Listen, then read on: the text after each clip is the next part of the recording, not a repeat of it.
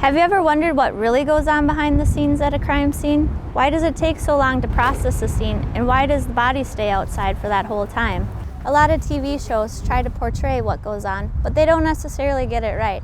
I'm Shannon Johnson, Director of the Crime Lab, and I'm here today to show you what really happens at a crime scene. It's hard to see from back here what's happening over there, so we're hoping that we can clear up some of those misconceptions, answer those questions, and take you over and give you a view of what really happens. So let me take you under the tape today and show you what the MPD Crime Lab does when they're processing a crime scene.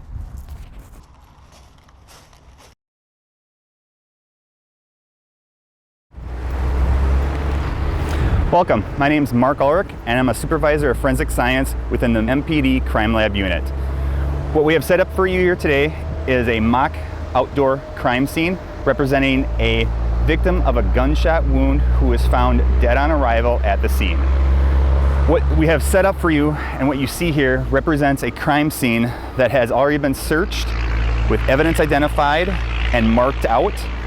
This represents a scene that has already, since the time we've gotten here, taken maybe 15 minutes to multiple hours to set up. We understand that after a crime takes place, emotions can run high for loved ones of victims, along with those that live in the area. Minutes can feel like hours and hours like days, but we must be thorough and follow specific protocols to not only find who is responsible, but also build a case that will hold up in the court of law.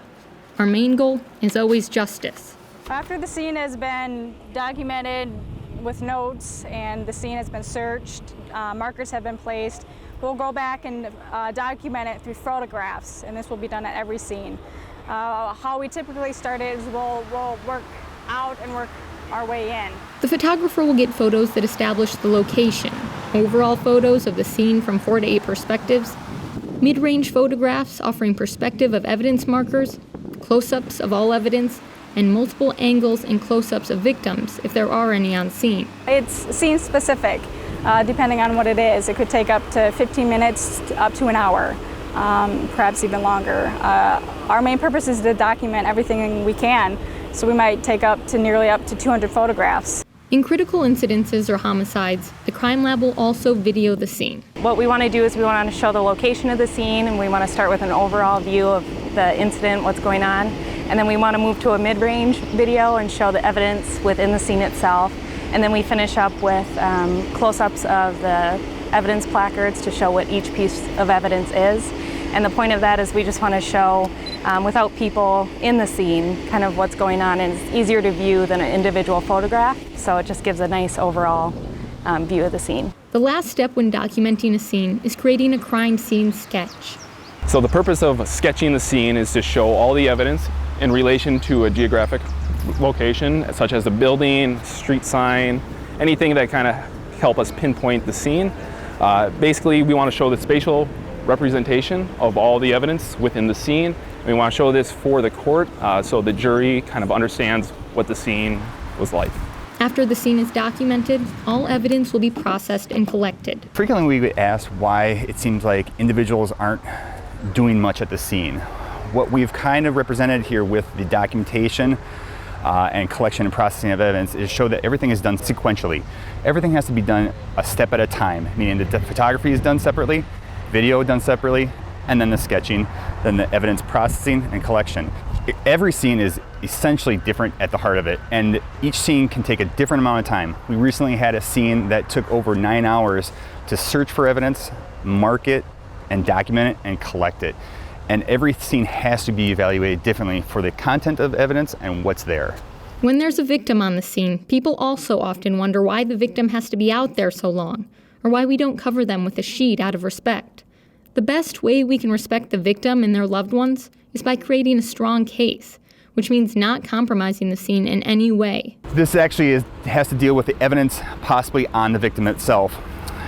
When we get to the scene, sometimes the information is very limited and we don't know the whole story behind it. Whether or not there was an altercation, whether or not the victim was touched afterwards, whether or not a victim was abused.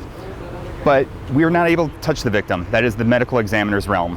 What we want to do though is have a conversation with the medical examiner and describe the evidence that we're seeing. On this crime scene here, we set up a mock crime scene bullet hole with hair-like fibers within the blood, and then a possible hand impression. That is all evidence that we want to preserve and make sure it does not get ruined, because that could lead to a potential suspect.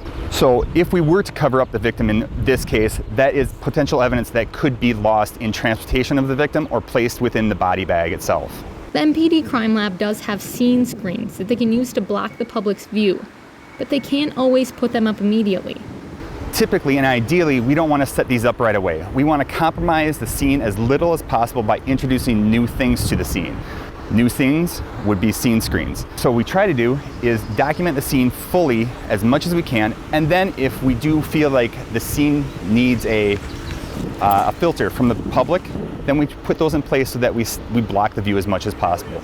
No matter what the situation, crime scenes are difficult for loved ones of victims, the community, and also those working the scene. So while we're doing our job inside the tape, we need you to do your job and stay back behind the tape and listen to the officer's instructions so that we can get our job done as quickly and as efficiently as possible.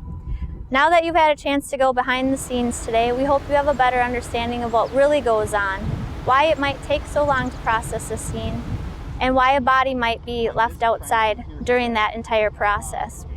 From the street officer who is in charge of the perimeter, to the homicide investigators in charge of investigating the scene, and the crime lab staff who are in charge of documenting and collecting evidence, each MPD personnel has a job to do with the ultimate goal of justice being served.